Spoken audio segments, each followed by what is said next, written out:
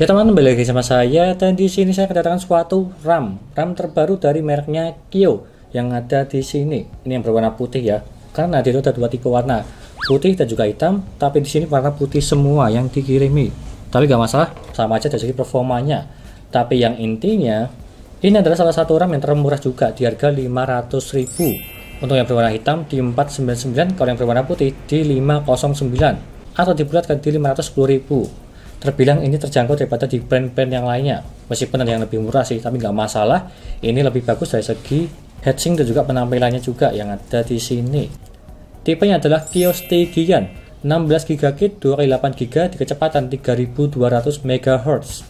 Dan apakah ini worth it atau tidak di harganya? Untuk yang ada di sini di 3200 yaitu di XMP menggunakan CL22 atau lebih tepatnya di CL22 22 22 52. Agak longgar ya dari segi CL-nya, tapi nggak masalah, kita akan tes saja nanti apakah ini bisa di OC atau tidak, lebih dari 3200 lah. Serta di pengujian gamingnya kurang lebihnya seperti itu. Sebelum saya jelaskan apa spek yang ada di sini dan juga mereviewnya, jangan lupa klik subscribe dan pojokan bawah tuh ya, tinggal diklik seperti itu.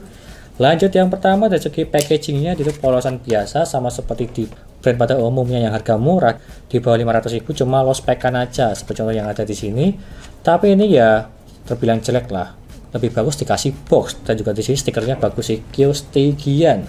Dan juga di sini produknya dari segi desainnya dia berwarna putih dan juga cakep lah.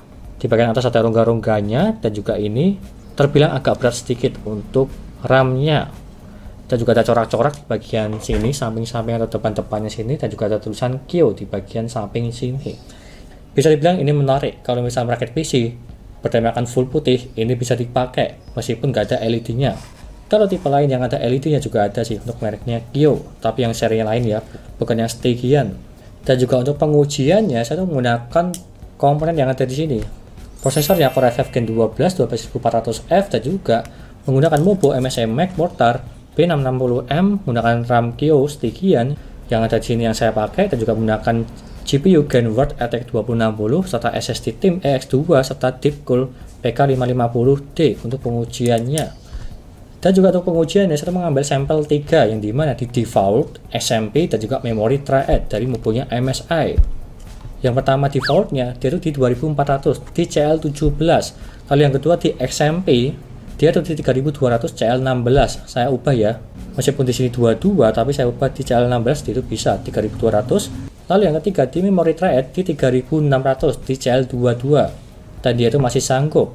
Dan setelah saya OC di lebihnya di 3733 bisa dibilang di 3700-an lah, dia tuh nggak bisa masuk BIOS atau black screen untuk yang itu, meskipun saya longgarkan dari segi CL-nya.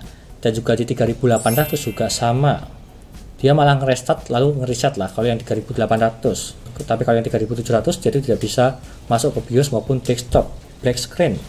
Perbedaannya seperti itu.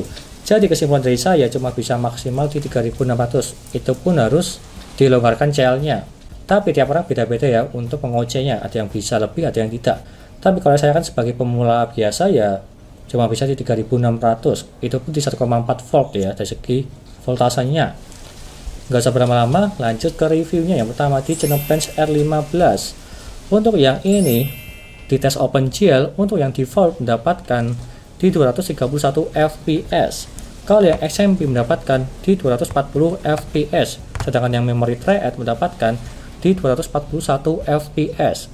Kalau yang default ke SMP 3200 terpaut di 9 fps terbilang agak jauh. Tapi kalau yang SMP ke memory triad dia itu di 1 fps saja, terbilang ini dekat banget, cuma terpaut 1 fps, nggak kerasa lah untuk yang ini perbandingannya.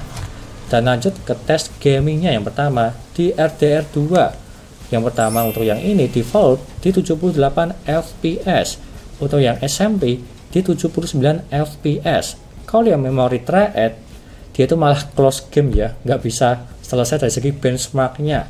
Sudah saya coba 3 kali yang pertama, lalu close game sendirinya anehnya seperti itu. Lalu yang kedua juga sama, bukan nge-restart ya tapi close game, anehnya seperti itu. Tapi kalau kita lihat dari segi default ke SMP cuma terpaut di 1 fps saja untuk yang ini. Dan lanjut ke game Shadow of the Tomb Raider. Untuk yang ini default mendapatkan di 140 fps. Kalau yang SMP mendapatkan di 147 fps. Kalau yang memory thread mendapatkan di 148 fps. Terbilang tipis lah kalau yang SMP dan juga memory thread. Cuma tepat 1 fps, tapi kalau yang default 2400 ke SMP cuma tepat 7 fps. Bisa dibilang ini cukup lah. Atau menambah fps di 5% aja untuk yang ini. Lanjut ke tes Far Cry 6. Untuk default 2400 mendapatkan di 97 fps. Kalau yang SMP mendapatkan di 97 fps juga. Kalau yang di memory thread 3600 mendapatkan di 98 fps. Bisa dibilang yang default sama SMP itu sama-sama lah. Tapi kalau yang memory thread cuma tepat di 1 fps. Ya, cuma menambah dikit banget sih, tipis banget lah. Sampai tidak terasa di gamenya ini. Untuk di tes gaming seperti itu di 3 pengujian dan juga di Cinebench R15 di tes OpenGL. Lanjut yang terakhir dari tes AIDA 64 di memory benchmark. Untuk yang ada di sini default 2400, dia itu mendapatkan membaca di 36.000, menulisnya di 34.000, kopinya di 34.000, latensinya di 83. Dan kalau kita bandingkan dengan yang SMP 3200 CL16, untuk membacanya terpaut di 11 ribuan. Kalau menulisnya di 11 ribuan juga, serta kopinya di 10 ribuan. Terbilang cukup jauh untuk yang ini.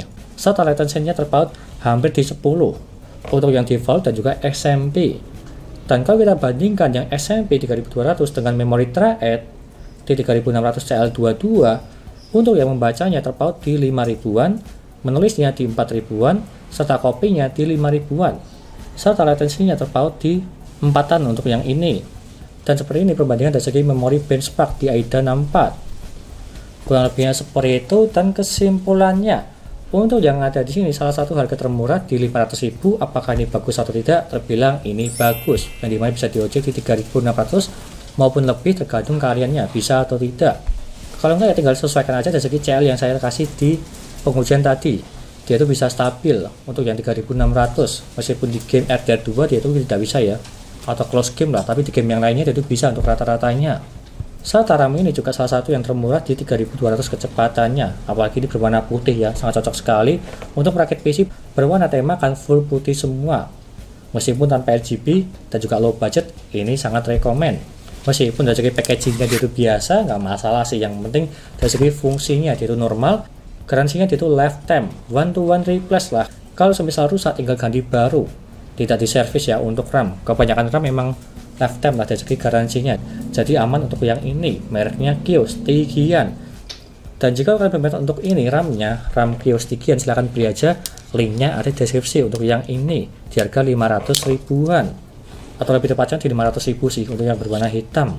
Itu aja dari saya, jangan lupa like dan subscribe, serta nantikan video lainnya mengenai review papat PC dari segi RAM, CPU cooler, VGA, dan juga yang lainnya. Terima kasih sudah nonton.